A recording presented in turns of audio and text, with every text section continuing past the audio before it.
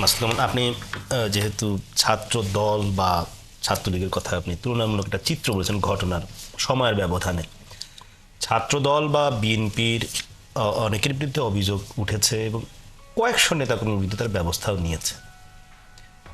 তো নির্বাচন তো ডিসেম্বর মাসে হবার কথা, আন্দোলন সবেমাত্র সফল হলো।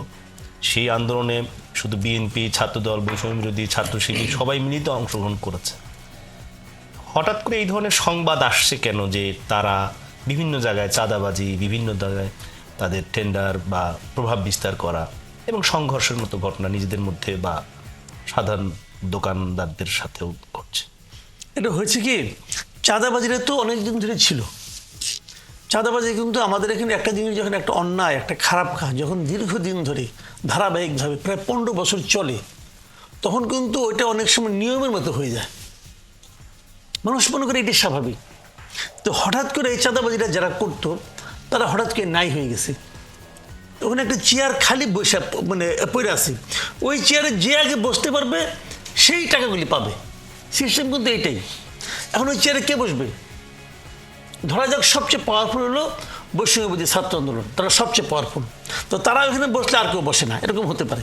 এখন তারা যে বসবে তাদের তো যতগুলি চেয়ার অতগুলি লোকই নেই, মানে চাঁদাবাজি অত লোক নেই, অথবা তারা অতটা বিস্তৃত না, একদম গ্রাম পর্যায়ে নাই, অথবা থাকলেও তারা স্টুডেন্ট, তাদের ওই মতলব নাই, চিন্তা নাই, হয়তো উপলব্ধিও নেই, বুঝেও না যে নিজে কী করতে হবে। কাজেই তারা ওখানে খুব একটা যায় নাই। গেছে কারা? যারা আগে চাঁদাবাজিতে অভ্যস্ত, যারা জানে বসলে বলে কেমন চাঁদা আদায় করতে হয়। আপনি যে চেয়ারে বসে আছেন, আপনার পাওয়ারফুল চেয়ার, এই চেয়ারে হয়তো 20 জন লোক বসছে এর আগে। 20 জন কিন্তু একরকম না, 20 জন 20 রকম ধান্দা নিয়ে আসে কিন্তু। কাজে চাঁদাবাজি যে করা যায় এটা অনেকে জানে না। জানতো করা বিএনপি জানতো, আর আওয়ামী লীগ। বাংলাদেশে স্বাধীনতার পর থেকে ধরি কিছু সময় জাতীয় পার্টি, আর বাদ বাকি সময় কিন্তু আওয়ামী লীগ আর বিএনপি এরাই উল্টাপাল্টা করে চাঁদাবাজি এটা করছে।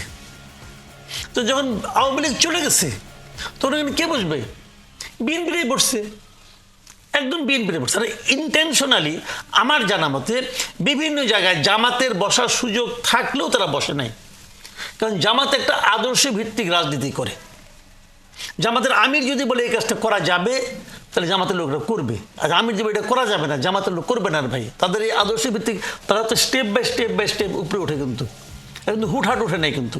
যে কারণে খারাপ মন্দ অন্য হিসাব, ওই আলোচনায় আমি যাচ্ছি না, কিন্তু তারা এটা মানে, অর্ডারটা মানে।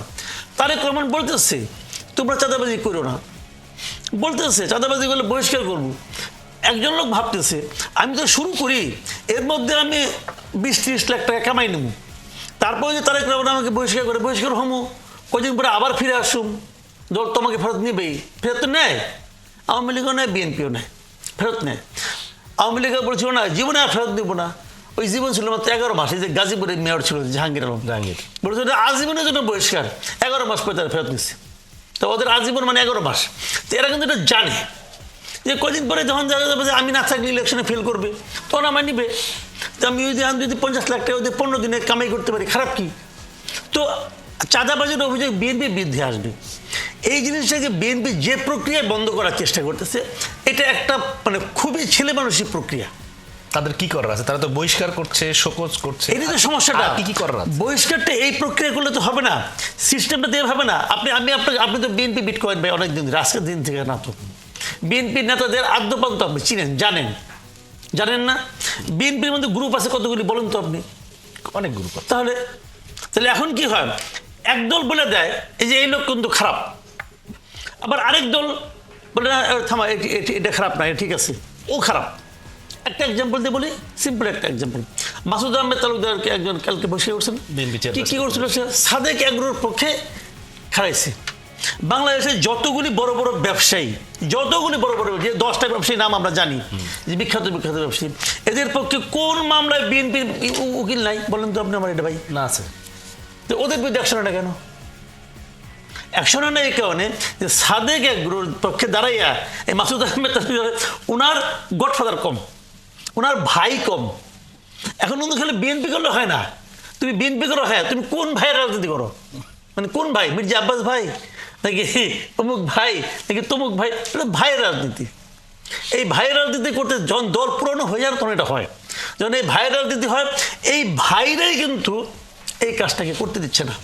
কালকে তারেক রহমান যদি বলে, সিম্পল একটা আমি একটা উদাহরণ দিয়ে বলি আপনাকে, কালকে তারেক রহমান ডিক্লেয়ার করুক যে যত এলাকার থেকে আমার লোকজন, বিএনপি লোকজন চাঁদাবাজি করে, যত জায়গায় করে, তোমরা উইথ ডকুমেন্ট, উনি একটা ওনার ইমেল অ্যাড্রেস দিয়ে দেন, এটা আমার ইমেল অ্যাড্রেস, তোমরা এখানে ইমেল করো, তোমার কাছে যার ডকুমেন্ট আছে ডকুমেন্টটুক সহ তোমার কি অভিযোগ এটা সহ তুমি আমাকে ডাইরেক্ট ইমেল করো। উনি ইমেল করে উনি এখানে একটা টিম বানাই দিবে, 10 জনের একটা টিম, ভাই তোমরা এটা জাজ করো।